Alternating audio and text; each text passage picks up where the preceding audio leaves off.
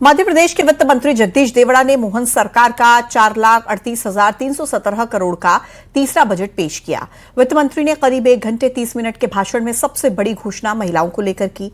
उन्होंने लाडली बहनों के लिए 23,882 करोड़ के प्रावधान का ऐलान किया, जबकि जी राम जी योजना के लिए 10,428 करोड़, पीएम जन मन के लिए 900 करोड़, पंचायत और ग्रामीण विकास विभाग के लिए 40,062 करोड़ का ऐलान किया और इसी के साथ 1 लाख किसानों को सोलर पंप देने की घोषणा की, जबकि युवाओं के लिए 15,000 शिक्षकों की भर्ती का ऐलान किया।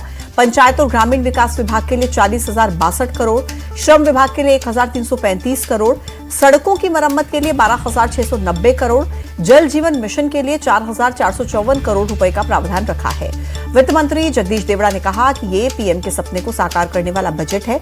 हर नारी को न्याय हमारी सरकार का उद्देश्य है और इसके साथ ही उन्होंने एमपी की जनता को बड़ी राहत देते हुए स्पष्ट किया कि इस वित्तीय वर्ष के बजट में किसी भी नए कर का प्रस्ताव नहीं है, यानी बजट में कोई नया टैक्स नहीं है।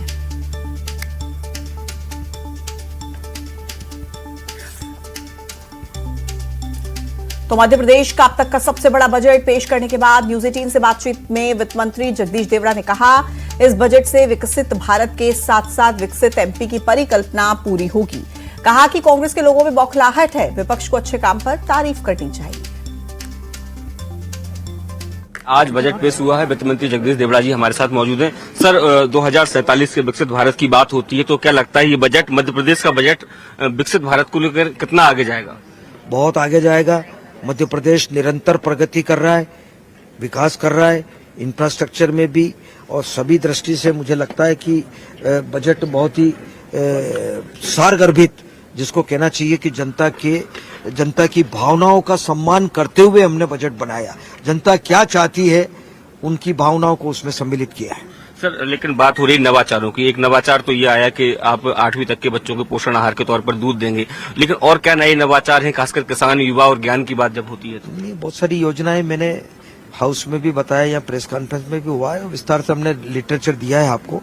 पर यह जरूर कहना चाहूंगा कि जितनी भी योजनाएं बनी है उसमें हमने पर्याप्त राशि का प्रावधान किया है। लेकिन सर, विपक्ष जो कह रहा है कि वित्तीय राजकोषीय घाटा जो है वो लगातार बढ़ता जा रहा है, ऐसे में जो योजनाएं की आप बात कर रहे हैं वो जमीन पर कैसे उतरेंगी? विपक्ष ये नहीं कह रहा है कि रेवेन्यू सरप्लस है। किसी वित्तीय प्रबंधन के लिए, सरकार के बजट के लिए रेवेन्यू सरप्लस होना कैसा संकेत है उनको पता है? तो आप उनसे ये पूछो कि रेवेन्यू सरप्लस से राजस्व आधिक्य में है सरकार, इसलिए मुझे लगता है कि किसी प्रकार की कोई कमी नहीं आएगी। हमारा वित्तीय प्रबंधन बहुत ही कुशल है। सर, एक आखिरी सवाल, कृषि वर्ष है इस बार, तो कृषि के लिए क्या कुछ नई चीजें? किसान कल्याण वर्ष घोषित किया है, उसमें किसानों के लिए हम पर्याप्त काम करेंगे। बहुत बहुत धन्यवाद सर। बात करने की जगदीश देवड़ा जी हैं, जो कह रहे हैं कि जनता के हित के लिए ये बजट है और जनता से पूछ कर ये बजट बनाया गया है। सर, तो नेता प्रतिपक्ष उमंग सिंघार ने बजट को जनता के साथ छलावा बताया। कहा कि इस बार के बजट में युवाओं, महिलाओं और बेरोजगारों के लिए बजट में कुछ नहीं है। सरकार ने घाटे का बजट पेश किया। मध्य प्रदेश सरकार का बजट पेश हो चुका है। मध्य प्रदेश के नेता प्रतिपक्ष उमंग सिंघार इस वक्त मेरे साथ मौजूद हैं। सर, पूरे बजट के दौरान आप लोगों ने जमकर विरोध किया, असंतुष्ट थे सर इस पूरे बजट से जो बजट सरकार की तरफ से पेश किया गया है? देखिए, मैं समझता हूं कि सरकार ने जो बजट रखा है, खुद सरकार ने माना, वित्त मंत्री ने माना कि 74,000 करोड़ का घाटे का रहेगा। तो जब आपके पास पैसा ही नहीं है, आप कर्ज ले रहे हो, तो आपने इतनी सारी योजनाएं फिर किस आधार पे आपने घोषणाएं कर दी? और पुराने आंकड़ों को गिनाया जा रहा। अधिकतर प्रदेश, आपने देखा जिस प्रकार से बिजली कंपनियों को दिया जा रहा, उनको रियायतें, सुविधाएं दी जा रही, लेकिन प्रदेश में बिजली दरें कम कब होगी?